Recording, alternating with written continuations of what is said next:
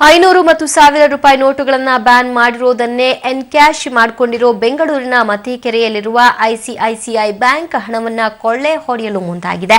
ಮೊನ್ನೆ November 10ರಂದು bank reopen ಆದಾಗ ಮತಿಕೆರೆಯ ಬ್ರಹ್ಮಯ್ಯ ಅನ್ನೋರು ಗುರುವಾರ ಸಂಜೆ 4 ಗಂಟೆ ಸುಮಾರಿಗೆ 49,000 ರೂಪಾಯಿ ಹಣವನ್ನು ಮತಿಕೆರೆಯಲ್ಲಿರುವ ಐಸಿಐಸಿಐ ಬ್ಯಾಂಕ್ನ ತಮ್ಮ ಖಾತೆಯಲ್ಲಿ ಜಮೆ ಮಾಡಿದ್ರು. ದುಡ್ಡು ಕಟ್ಟಿದ್ದಕ್ಕೆ ಬ್ಯಾಂಕ್ನವರು ರಸೀದಿ ನೀಡಿದ್ರು. ಖಾತೆಯಲ್ಲಿ ಒಟ್ಟು 50,140 ರೂಪಾಯಿ ದುಡ್ಡಿದೆ ಅಂತ ಮೊಬೈಲ್ಗೂ ಮೆಸೇಜ್ ಬಂದಿತ್ತು. ಆದರೆ ರಾತ್ರಿ 11 ಗಂಟೆಗೆ ಬ್ರಹ್ಮಯ್ಯ ಅವರಿಗೆ ಬ್ಯಾಂಕಿನ ಸಿಬ್ಬಂದಿ ಫೋನ್ ಮಾಡಿ, ನೋಡಿ ನೀವು ದುಡ್ಡೇ ಕಟ್ಟಿಲ್ಲ, ಬೆಳಗ್ಗೆ ಬೇಕಾದ್ರೆ ಬಂದು ಸಿಸಿಟಿವಿ ಚೆಕ್ ಮಾಡಿಕೊಳ್ಳುವಂತೆ ತಿಳಿಸಿದ್ರು. ಮಾರನೇ ದಿನ ಬೆಳಗ್ಗೆ 7 ಗಂಟೆ 3 ನಿಮಿಷಕ್ಕೆ ಅಕೌಂಟ್ಗೆ 45,700 ರೂಪಾಯಿ ಡ್ರಾ ಆಗಿದೆ ಅನ್ನೋ ಮೆಸೇಜ್ ಬಂದಿದೆ.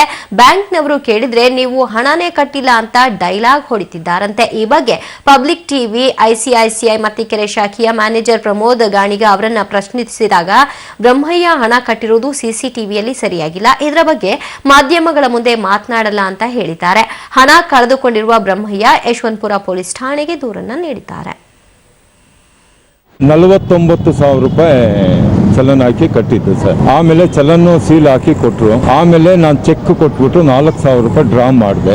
ಆಮೇಲೆ ನಾನು ಹೋದ್ಮೇಲೆ ರಾತ್ರಿ 11 ಗಂಟೆಗೆ ನನಗೆ ಫೋನ್ ಮಾಡಿ, ನಿಮ್ದು ದುಡ್ಡು ಸಂದಾಯ ಆಗಿಲ್ಲ, ಮುಟ್ಟುಗೋಲು ಹಾಕೊಂತ ಇದ್ದೀವಿ.